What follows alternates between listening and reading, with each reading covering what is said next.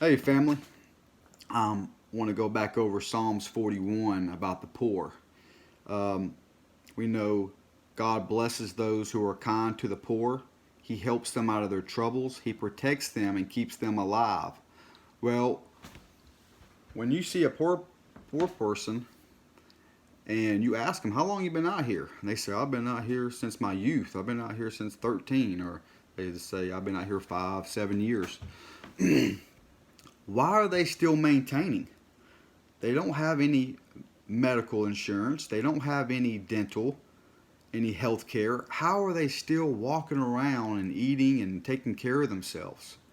Um, because think about this. Most people who are poor usually stay together. They want companionship. They want fellowship. Or if a woman is poor, they rather have a man near them for protection. Uh, so you usually see one poor person, but they're usually working tandemly together. Um, if you take the interstate and you see one man out there 1 week, and the next week there's a totally different man out there. You're like, man, there's a popular corner here. No, they're working together.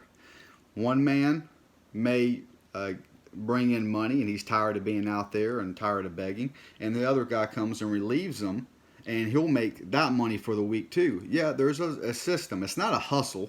Okay, when guy's tired of staying out there in the corner every day, he wants to go enjoy some of that time and spend some of that money, or maybe he has somebody he needs to take care of and leaves, or whatever his case may be. So you see, they're working the corner, but they're not doing it to hustle you out of money. They're just doing it because they don't want to sit there day after day trying to get enough money up to get it. They're still poor.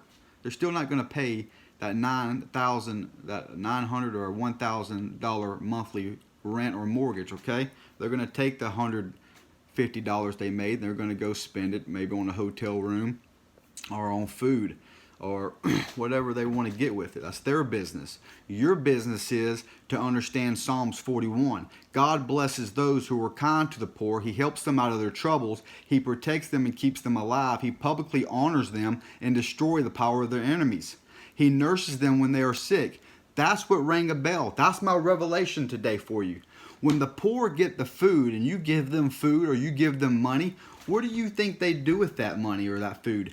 They share it. They also partake in Psalms 41. They get the blessing too. Not just you that has a home, a kids, a family, a job, cars. They get it too. Ha! They get the blessing too. When they take that hot meal or that food that they buy, what do you think they're going to do with it? They're going to share it with their buddy that they're working the corner with, or they're going to share it back at the tents or the campsite that they're at. They're also going to receive God's word because it doesn't change. They're also going to be nursed back to health when they're sick. They're also going to be soothed with their pains and worries. So when you see these YouTube videos talk about invisible people and stuff like that, and they go around to LA, Atlanta, Chicago, and they start filming people in Florida, and they're talking about their stories, they'll say, yeah, I used to have kids. I don't have them anymore. I don't get to raise them. Right now, that would break your heart and bring you the tears. And they say, well, maybe they just cried them out over the years and they just gave up on it. Well, nope. They still love their kids, even though they got taken away from them. They still miss that house that they used to have, that nice car. But because they shared their food that you gave them, they received the blessings too. Isn't that remarkable?